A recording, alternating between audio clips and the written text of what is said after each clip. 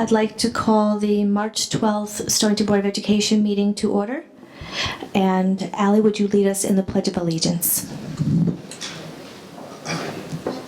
Allegiance to the flag of the United States of America, and to the republic for which it stands, one nation, under God, indivisible, with liberty and justice for all.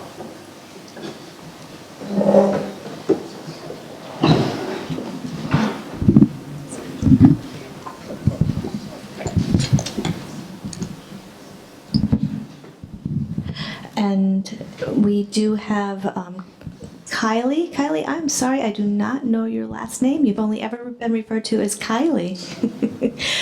But thank you so much for coming to present to us tonight. Kylie is the representative to the Kids Governor's Cabinet. And you can take it away. Thank you, Mrs. Garvey.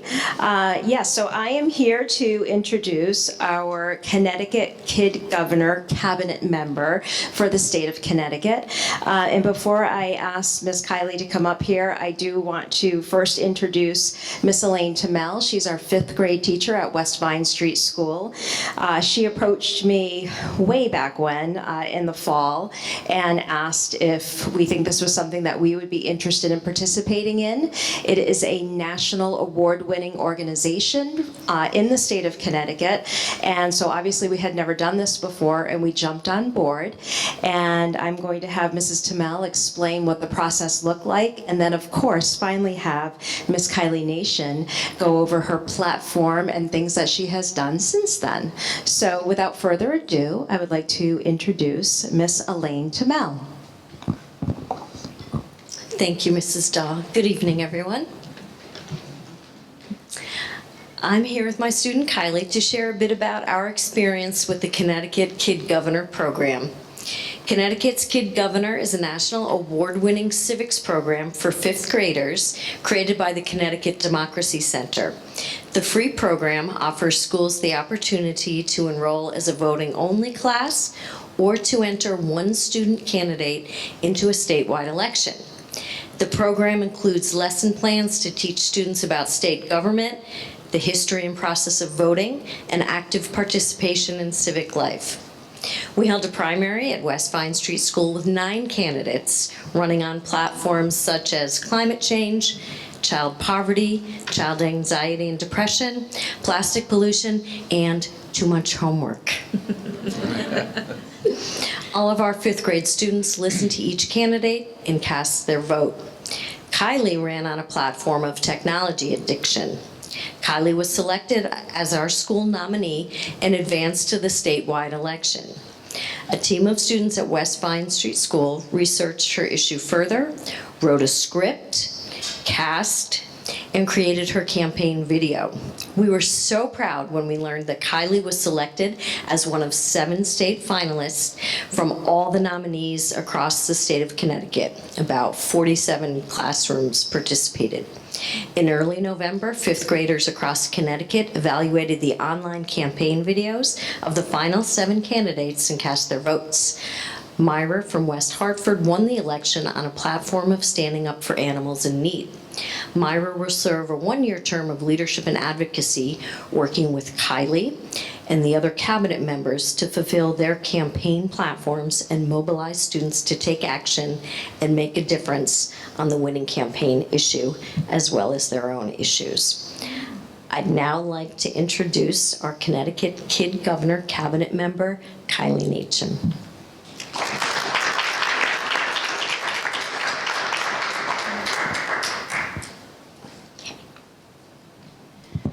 Hi, I'm Kylie. I am honored and very excited to be a member of the Connecticut Kid Governor Cabinet.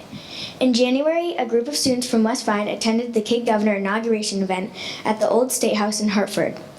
We participated in a full day of events, including a ceremony and workshops on the 3 branches of government. I spoke at an event answering questions about my platform from students around the state. Since then, my team at West Vine and I have worked to promote my platform. I will continue to participate in cabinet events in Hartford. My campaign platform poster is also part of a traveling exhibit for 5th graders across Connecticut. My team and I will be having a sticker contest at West Vine to promote my slogan, Ditch the Game to Build Your Brain. We will also work to increase awareness of the dangers of too much technology use and use to inspire kids to become more active. Now I'd like to share with you a video showing some pictures of our work in my campaign video. Thank you.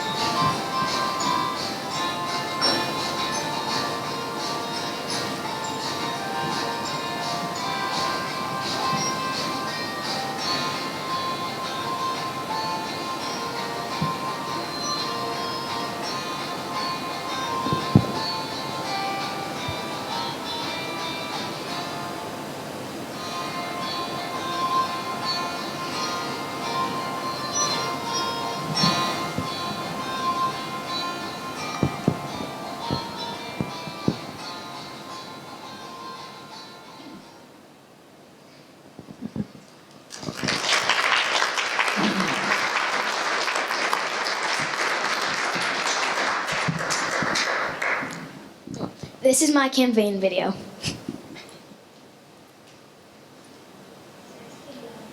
want to help recruit all of our candidates to build the brains by discovering, setting alternatives to technology, and spread the message. Ditch the game to build your brain. Kylie's leadership skills will enable her to be a true advantage governor. Kylie is confident in herself. She has been competing in gymnastics competitions since she was 6. Kylie is a role model and a leader. She has participated in our Unified Art program as well as Unified Sports. Kylie is very passionate about kids being active, getting off of technology, and is very committed to helping others. Kylie does gymnastics, swims, plays touch football, goes camping, vacations at the beach, sings, has played t-ball, has taken dance lessons, and is a YMCA member and volunteers there. Kylie is outgoing and friendly. When I was a new student, Kylie made me feel welcome and I became one of her many friends. Kylie is a wonderful student who loves to help. She is an excellent leader and role model for fellow classmates and the entire school. Typical person caps touches the strength of phones about 2,617 times per day. Americans are reading their smartphones more often than ever before. An average of 50 times per day, 2/3 of Americans say that they are somewhat or strongly believe that period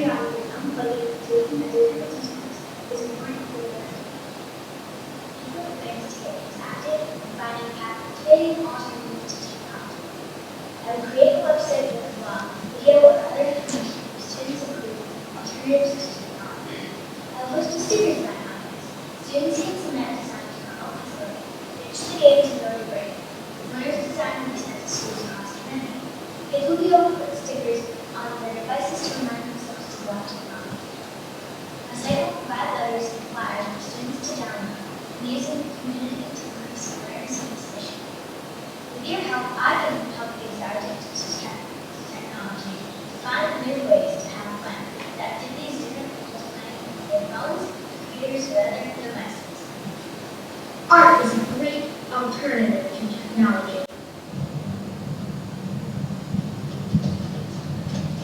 Reading outside is a great alternative to technology. Music is a great alternative to technology. Reading is also a great alternative to technology.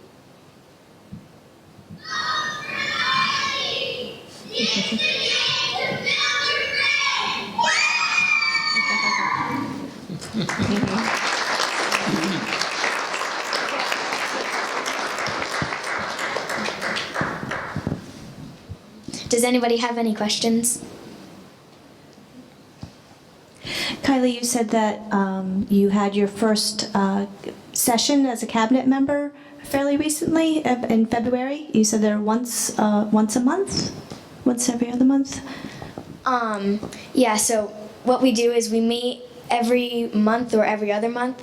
Usually it's every other month, but we meet and we talk about what we've done with our platforms and how we can help with other people's platforms. That's great. So everybody still gets to address their platform that they ran on. Yeah. That's great. That's exciting. That's a wonderful presentation. You know, this morning, coming into work, I was listening to NPR, and there was, I think your presentation was better than the one on NPR, but it was all about putting your phone down and how that helps build energy. How when you're looking at a phone, it's the same as your brain thinks you're working, no matter what you're doing. So I think you're right on with your message, and I really appreciate it. Thank you. Thank you. Any other questions? Kylie, thank you so much for coming tonight. I really appreciate your time. Thank you. I'm sure Mr. Morehouse will want to speak to you in the future because this is right up his alley.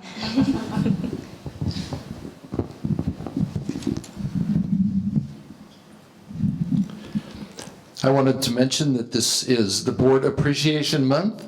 I know the community, the staff, the students appreciate everything that the board members do. In front of you this evening, you have some cards from some of the students and a bag with some other things, just to say that we do appreciate everything that our board members do for our community. So thank you very much. Thank you. Those cards are always one of my favorite things to get each year, so thank you.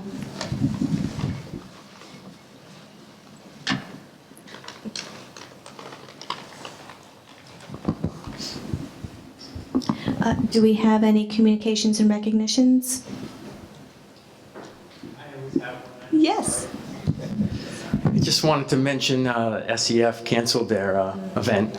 That's too bad. And the second thing I wanted to mention, it just occurred to me, I was sitting here, I was at the Board of Finance meeting the other night with many of you, and sitting there, and it was important that I was there.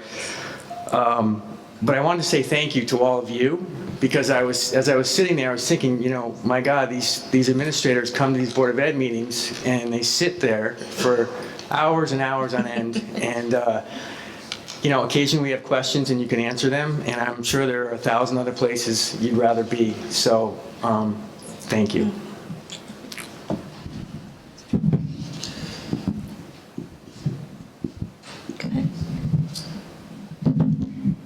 I just wanted to say thank you.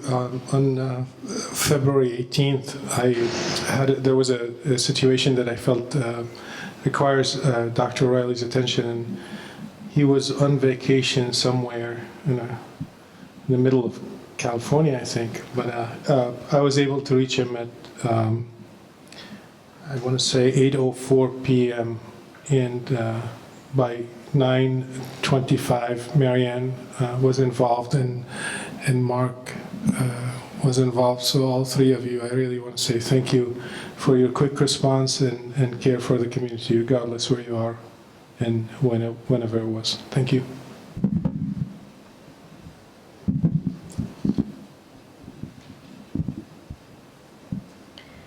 Next on the agenda is comments from citizens.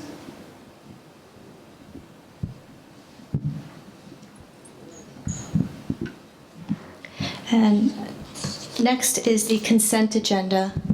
May I make a comment, a couple comments? First of all, you can see there's some lettering that's out of order, but with the recent changes from the state and with the coronavirus, the second B item, the 12th annual Marathon, we would recommend going ahead and approving that as part of the consent agenda. That's later on in May, and we may have to cancel it, but at this point, we recommend approval. However, the last item, the field trip, the choir, we would recommend removing that because that will fall in within the timeline of us not having trips like this, field trips. So I'll need a motion. We take item field trip SHS choir, April 24, 26, 2020 off of the consent agenda. A question about personnel? The personnel report? Yeah, and the personnel report. Then we could, Just a quickie. we need a motion to, we can approve the other items, remove that item for discussion, and then we can put it back on and approve it. So if you want, you can make a motion to approve the other items, remove the personnel report from the consent agenda list. I make a motion to approve the consent agenda minus the personnel report and the field trip SHS choir, April 24th to 26th, 2020. Second. All in favor? Aye. And the personnel report, you said? Yeah, just a quick question for Dr. Riley. I'm just looking over it this afternoon, and I noticed that there were like 6 new hires for paraprofessionals, and I just wondered if that's normal, or if we just had, are we not, why so many? Are we hiring more, or did No, these many are quit? Or replacements. We do have quite a bit of turnover within the paraprofessionals. I'd have to look back to see if we have this many, but I know we have a number each time, and it's really, a lot of times, these are sometimes the part-time jobs. People are looking for something else. No other reasons, but it is typical that we'll have a number of turnovers, but these are all replacement positions. Okay, thanks. Can we now approve the personnel report? I make a motion to approve the personnel report. Second. All in favor? Aye.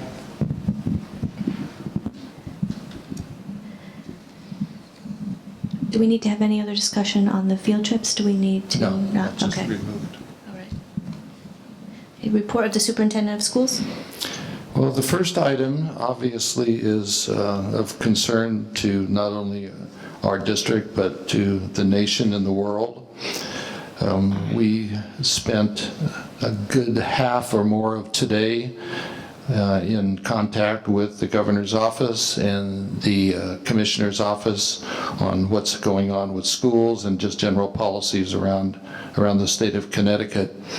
I've shared with you this evening two letters. I think you received these earlier, but one of them is to our SPS employees. Another one is to all, and attached to that is the letter that was sent to parents and guardians outlining steps that we have taken and will be taking. I'll go over some of those in just a minute, but there's also some other attachments to that on how parents can prepare, and there's a hotline number. This is a very serious situation, and we will keep our parents and our staff informed as to where we are with this as we move forward. We're meeting tomorrow afternoon. Well, actually, tomorrow morning, I'm meeting with the local superintendents at Learn to see where we are as a group with this. Tomorrow afternoon, we have a conference call with our leadership team. And then Monday morning at 9 o'clock, we're meeting again with our leadership team. And after that, I plan to send out another update to parents and to our employees, because there's been a number of questions, especially with the recent closures. There's been several districts that closed just today in the state of Connecticut. I've put in front of you in the blue sheet, several different colored sheets tonight. These are the canceled events that they're scheduled to occur on or before April 20th. So we listed them by school so you would get an idea of the severity. This is some districts are going to April 30th. We thought, I know Groton and a few others are looking to April 20th. We may need to extend this prior to April 20th. We'll see where we are with our situation and with recommendations from Ledgelight, our health department, and we may need to extend this or modify it, but these events unfortunately needed to be canceled. And as you know, this is a time of year when there's a lot of wonderful events at schools, but we can't risk having spreading this particular virus. I wanted you to see all of the different events that would need to be canceled. The yellow sheet I put together this afternoon, I just wanted to outline where we are and what actions we've taken. Some of these are described in the letters that you have in front of you. But as far as school and student events, any event over 100 people has been canceled. That's the list that you have in front of you. Events under 100 may be canceled. The idea here is not to have groups that are large groups that are meeting together, particularly without people outside of the school. Item number 3, outside groups, the use of schools has been canceled. Student events, performances may be held in school only. For instance, I know that there's an elementary music, it was going to be an evening performance that we all look forward to. Since those students have practiced and they're ready to do something, they'll have an assembly at the school for the students, but it'll be during the school day. Parents may attend individual school meetings such as PPTs, teacher meetings, etc., but we're not going to have any large gatherings of parents. Non-essential visitors are not allowed. This includes volunteers, guest presenters, and vendors, except for necessary items. We do have some, cleaning supplies, food supplies for lunches, etc., where vendors will be there. But we've been directed to try to keep the number of outside visitors to schools to an absolute minimum. Student field trips and athletic events have been canceled. You probably know the CIC, the championship games have all been canceled in Connecticut. I understand in Massachusetts they've already canceled all spring sports. And I know in Connecticut there's a meeting, I think, this coming week to consider what to do about spring sports in Connecticut. Obviously, this is a very serious issue. Our regular before school and after school, the clubs and activities that consist of our students on our campus before and after school will continue at this time. As far as staff members, we've canceled conferences and workshops. Again, these are recommendations from our health department or the state Department of Education. And the administration, we're working on an issue of our hourly employees, their pay and their medical coverage. And I should have more on that by Monday. And we have a lot of questions about our hourly people that punch a clock, and if we end up canceling school, what happens to their salary and medical benefits? So we will have answers for that by the beginning of this coming week. Some other issues that I wanted to be aware of, the administration is working with Human Services and Pawcatcuk Neighborhood Center on providing food services to family. I thank our first select woman for putting together a call earlier today with these groups, along with Becky Fowler, our food service director, and we are planning to provide meals for our students that need those meals, probably out of the Human Services where families can stop by and pick up their meals. And I know that the PNC is also providing food, groceries, kind of things for families. So we're working with them. That was a very productive call earlier today. I don't have all the details on exactly where that is or when it'll start, but we will be keeping our students with the free and reduced lunches fed with those meals. As far as instruction goes, if we do have a closure, we plan to offer a 10-day list of kindergarten through 8th grade activities for parents. This is something where parents could, and I thank Mary Ann and her curriculum group for putting these together. They've worked the last 2 days and have come up with really it's an amazing list of things that students could do at home under the direction of their parents that are fun and they're engaging, they're grade level appropriate. They're not necessarily exactly where that student would be in a classroom. We're not trying to duplicate, the math curriculum or the language arts, but there's certainly things that are engaging and appropriate for those different grade levels. The district is considering additional instructional opportunities if the need arises.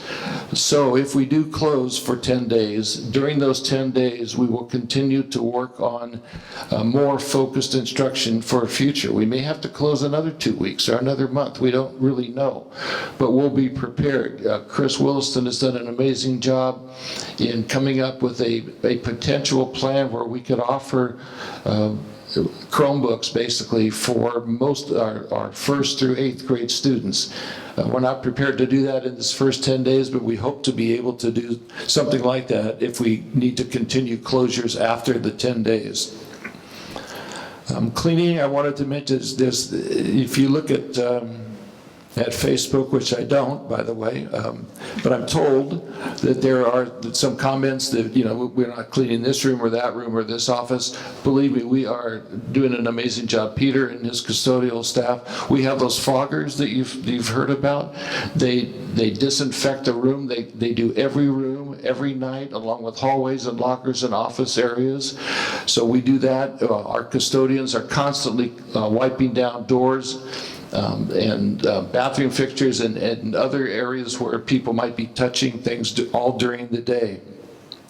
So Peter, please extend a thank you to your team. It's really been something else. Chromebook disinfecting, Chris was looking into a way to do that without destroying them. And I believe tomorrow you have some instruction coming out to our teachers and others on disinfecting Chromebooks. And I think the fogger had something to do with it, but we'll find out from Chris tomorrow. So questions about exposure, ledge light, again, that's our health department. The restrictions are for confirmed positive tests only. I've had some questions since these letters went out.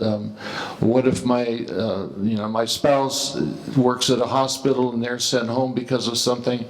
I visited a cousin up in Vermont and their friend had it. I mean, this second, third-hand exposure is certainly a concern, but it's not something that we are going to act on. So we will only be closing schools and taking action on in the situation where a student or a staff member actually tests positive. Not that they've been next to somebody who tested positive or been next to in a group or an area where other people tested positive. So I think that's important for people to know. Travel restrictions change daily.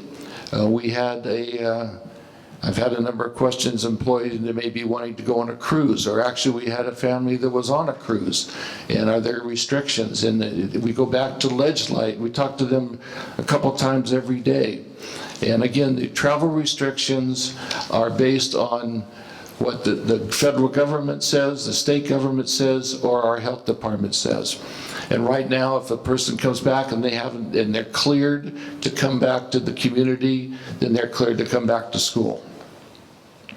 As far as communication goes, Chris is keeping our website up to date. We're having a separate website connected to our main district website that will maintain all the current letters and all the memos, and eventually will include that instructional plans that I mentioned earlier. In addition, parents and staff will be notified by email and phone messages. My plan is to do that at least weekly. These letters in front of you went out yesterday or day before, and again, we plan to send something out either Monday afternoon or Tuesday morning. So I'd be happy to answer any questions about what our plans are with the virus. So, I'm sorry, I'm just trying to get caught up. So we might be able to provide Chromebooks from K through 8? Correct. Right now, we have Chromebooks one-to-one at the middle school. We have enough Chromebooks for the elementaries, either first through fifth or second through fifth. Yeah, we'd have to redistribute those. Chris has a plan to do that. That would take a few days to be able to do that. And the high school? What about the high school? The high school, Mark's working with teachers. We don't have a one-to-one program at the high school, but high school students now are working independently and with their teachers on various assignments. So I know they'll continue getting their assignments, but it's very different. We're not doing like we did with third grade. Here's an assignment for the third grade, because you might be in chemistry or history or whatever in the different grade levels. So Mark will be working with teachers, depending on how long our closure is going to be, on communicating the assignments and making sure students are keeping up with what they need to succeed in that class. Now, I did have a question this evening from one of our seniors who asked if she will be able to graduate, and the answer is yes. We're going to be working. It's a new situation for this state and for the nation, and we might have to be looking at different ways of assuring success in a class, credits in a class, and other things, but we're going to be working on that and communicating with students and with parents so we can continue to get through to graduation. Thank you. Mm-hmm. Other questions? Yeah, Jack? So it's probably a year ago I asked about snow days and doing like a distance learning kind of thing. And I was told at that time that the state wouldn't allow it. Now have they changed? The state? I'm talking about you using a computer. Let me just back up a little. I know with my business, we have a dealership and my guys have to do distance learning, and they do it through this product called WebEx. They don't need a Chromebook. They actually can do it. It's like a virtual classroom, and you can do it through a tablet, through your iPhone, or a laptop. And both my daughters are coming home, and they are getting on to similar systems. Are we going to be able to provide something like that? The state has made it very clear there are two options here. One of them is to do a hard close and then provide what they call supplemental instruction. That could include, computer work, online work, but you're not replacing a day. You're not saying if you do this work, then it counts as a day of instruction. Okay. That's where we're going. That's where every district I've talked to is going. So, but we would include, there could certainly be some online types of activities on that. But we're not saying you're getting the equivalent of an actual day in school instruction. The second option is to do distance learning instead of supplemental. Distance learning would be a guarantee by the school that you're meeting not only all of the instructional needs, but all of the needs identified in every IEP, every 504 plan, all the OT, PT, speech, everything else. And so far, I haven't heard anyone, how are you going to do that? Right. So everybody that I know of is going, and I'll confirm this tomorrow at the superintendent's meeting at Learn, but it seems like we would go with this supplemental instruction. So you have this hard closure. So what could happen, and we're not doing this yet, but if we have to close, we close for 10 days. You use these activities that are interesting activities, and during that time we look at more focused, individualized instruction for the students, and that would definitely include some use of technology. And then, but we'd still, even after that, if we had to close another 2 weeks, it would still be supplemental instruction. We're not saying that we're duplicating everything for every child, because we really legally can't do that because of the IEP requirements. So probably everybody knows this but me, but how far into the year can we extend? I mean, is July 1st, can you go past June 30th? June 30th. June 30th, okay. June 30th, they made that very clear, is the last day of school in the state of Connecticut, no matter what. So if we're out for a month and we go up to June, they're still going to allow us to count the year? Okay. They don't know. They won't allow you to count. They'll allow us to do less than 180 days. Allow us to less than- as long as we're doing supplemental instruction, those kinds of things. But we won't go for a waiver. The waiver is only for the direct instruction. This is kind of complicated, but the waiver is only for direct instruction, and it says that you're meeting all of the educational requirements, including IEPs, et cetera. We can't say that. And no district's going to be able to say that. Okay. But June 30th. June 30th. Governor said it's waiving the 80-day requirement. Yes, they're waiving the 180-day requirement unless you go with the, there's some conditions in there. They're not just saying you can go as many days as you want. You have to use all your days up to June 30th if you're doing the supplemental, which we are. If you do the direct instruction, which nobody's going to do, then those days count towards your 180 days, but they're impossible to do because you can't have all your special ed and speech and all the other services delivered to everybody's home. Does that mean that the graduation date would also be moved to June 30th? I'm very concerned about That's a good question. Yes, it could change. We don't want it to change. We've tried not to have it change, but depending on where we are, it might have to this year. But there may be some waivers there too, where they let it stay the same day, but let you go further. There were more questions than there were answers during the teleconference that we had afterwards. So that's a good question, and we'll make sure we get an answer before the next meeting. Yeah, that was going to be my question. Could we just still hold it on that set date, even though they still need to continue? So if that's possible, that would, even if the diploma is empty. Well, the other question people were asking, okay, so you have graduation, but you only can have 250 people. So what does that do? There's lots of unanswered issues. Okay, the last thing I had was, or actually there are a couple things, but the DEN, we are very excited that our DEN, our child care program for our employees, we're back up and running to start in August. I put in front of you the outline of where we're looking to put up to 20 children, ages 2 to 5, in our high school, in the old preschool room, and give our employees the opportunity to have their youngest children enrolled in there at a significantly reduced cost compared to a commercial program. So we're very excited about that. And so we've already had, 8 or 9 enrollees in one day. So we're getting there. And the last thing was just a Board of Finance follow-up. I just put that on there in case we wanted to talk about it. So. Are there any questions on the DEN program?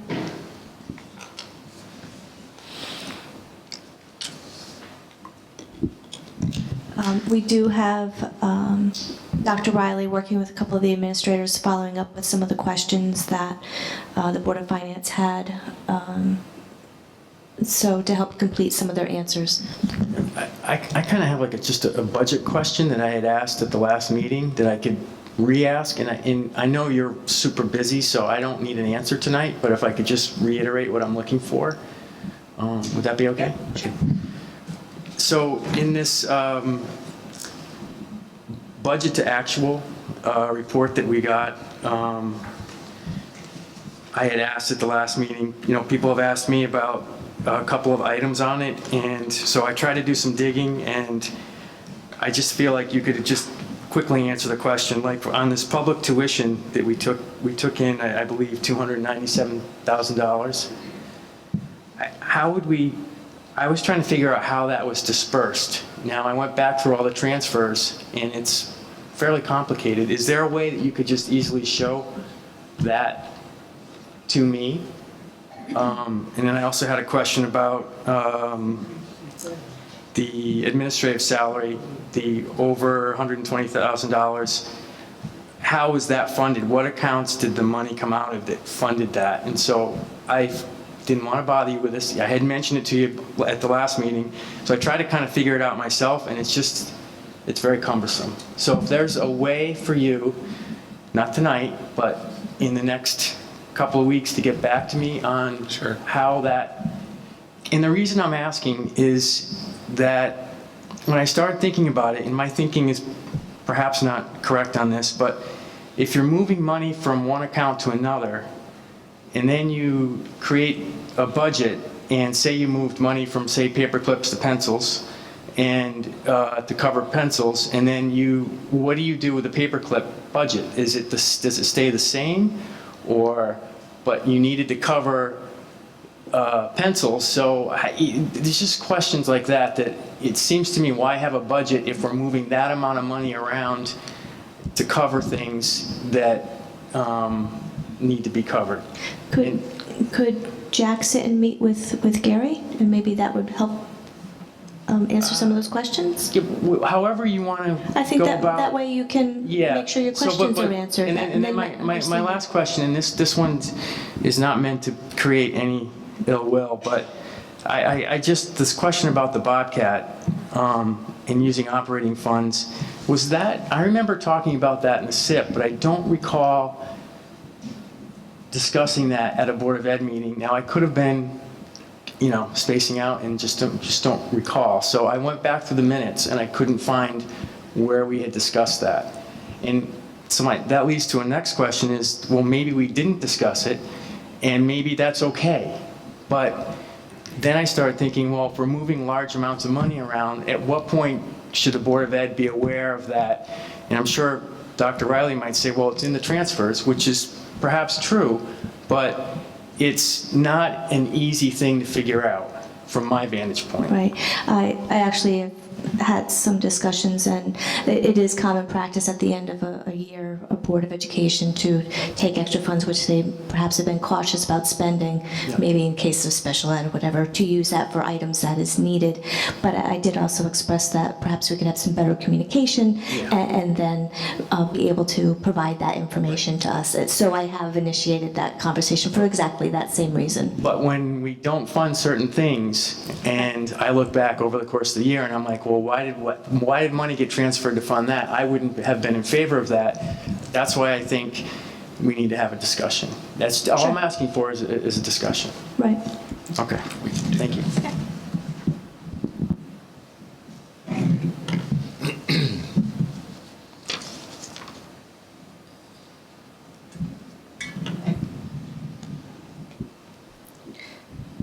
Are there any questions? Oh, I'm sorry, I skipped an item, or the most important item, I guess, on this agenda. Independent investigation, the engagement letter, which Attorney Cheney had gotten that to me, I think, the next morning. It looks like she had covered all of our discussions, and she had gone back to and listened to our audios of our other meetings, and I believe she incorporated the intent of our engagement. But we did need approval for this engagement, and then I can sign that and we can get her started. Yeah, I had two questions, but one with her letter, I think it's very comprehensive. She's done a really good job. It's really how the strategy that we're going to go forward when we receive information from her. And on the second page, she says that she will provide, the letter is to Alexa, she will provide you as chairperson of the Board of Ed with written periodic updates of my progress towards completing the minimum steps described in the attached appendix. And that I wanted to ask about that strategy because I would like the periodic reports to be shared with the whole board. Well, I think what she does is she shares it with me, and then I send it out right. The next step is to then send it right out to you. No changes, exactly as is. And then we discuss what we think about it, or how is that? Right. If we need to, we can set up a meeting to discuss that, or we can discuss it at the next board meeting, depending on the timing. I'm hoping that hopefully these notes will correspond somewhat with our meetings, so that we can present the information. Then, if you have any questions, we can then go from there. And certainly, you would be able to. I could create a list of questions that we might have for her and forward those to her and maybe have those answers in time for a board meeting. We can discuss the detail of that process as we're going along. Obviously, none of us have been through this before, so we'll do what we all need to get the information timely.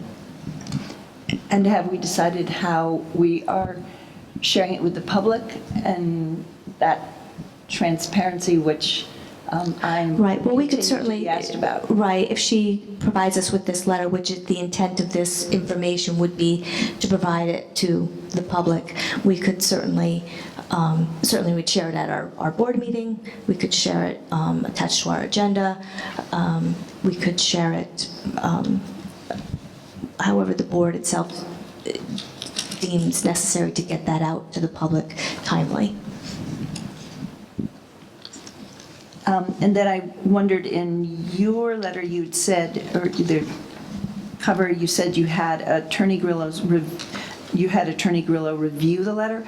I just wondered what the result of that review was. I wanted him to review it from his legal standpoint, and he said, yes, it's a standard engagement letter, and no legal complications. That's how I wasn't having him put judgment on it, except for the legal, is it okay for us to sign?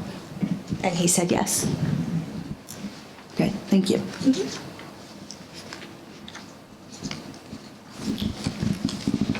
So I put a motion to approve the engagement letter. Second. All in favor? Aye. Opposed? So we have our engagement letter. I will get this signed, and I'll get that over to Attorney Cheney in the morning.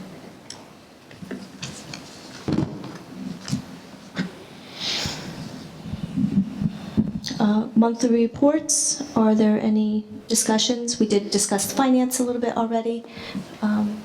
Any specifically on these reports? Okay. The next item on the agenda is discussion regarding athletic subcommittee.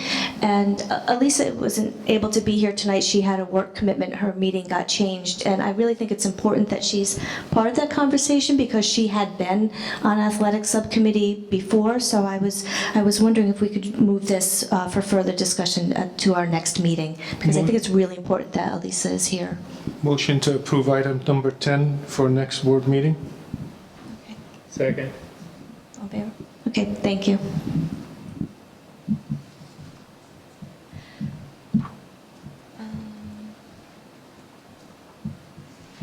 Committee reports.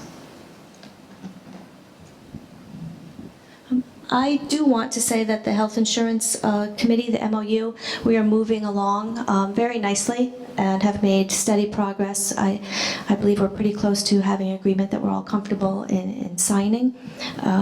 We're working on meeting again, perhaps, again, who knows, due to the situation changing day by day with the coronavirus, but meeting at the end of March and going forward.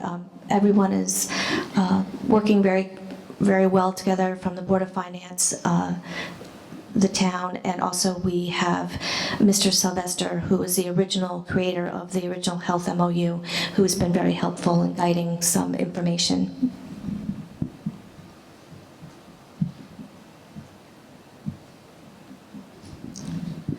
Do we have any comments from citizens relative to board action on this agenda?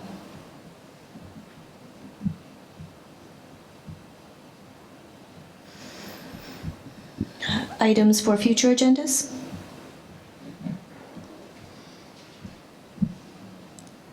I would like to put on the next agenda we had agreed that we would go forward looking into the later school start date. So we'll put that on the next agenda. So, and then talking about the subcommittee, is there anyone else who would like to join? Or the ad hoc committee, is there anyone else who would like to join Jack on that committee? We can certainly discuss that at the next meeting or send me an email.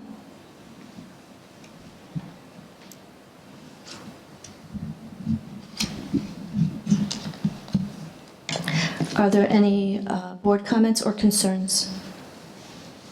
I have an ask. I appreciate Dr. Riley sending me the legal fees related to Choka's situation. And it can go on the real bottom of your to-do list. It doesn't need to be any time soon, this month, next month. But I'd like to know the exact cost of the FOIA request as a portion of that legal fee. Thank you. The one that ended up in a hearing, or all of the FOI requests? All the FY request if he can categorize it.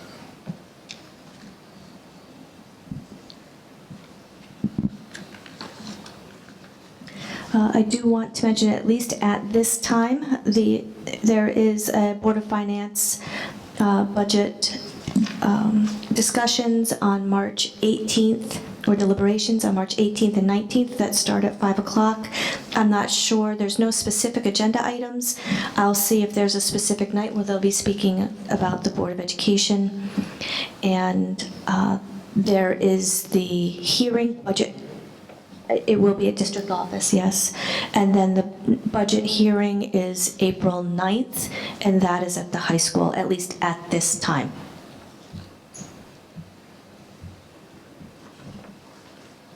Are there any other budget? I'm sorry, I've got budget on the brain. Any other board comments or concerns?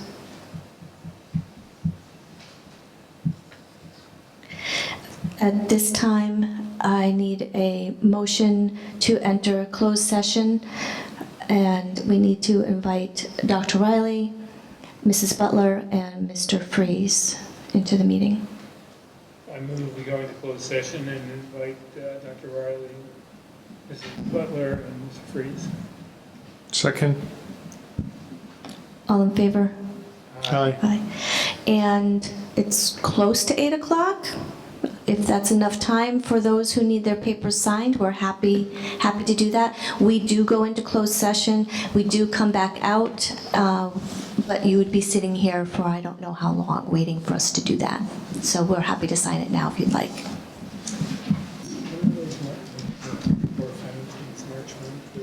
March 18th and blue pen. That's what we have to get. We need blue pens.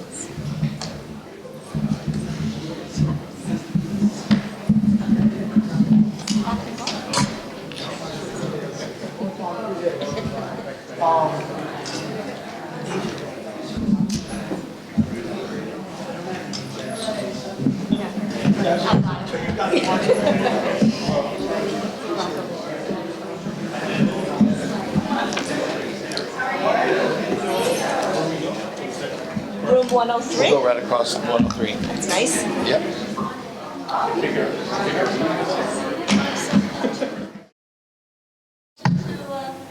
So moved. Second. All in favor? Aye. Thank you.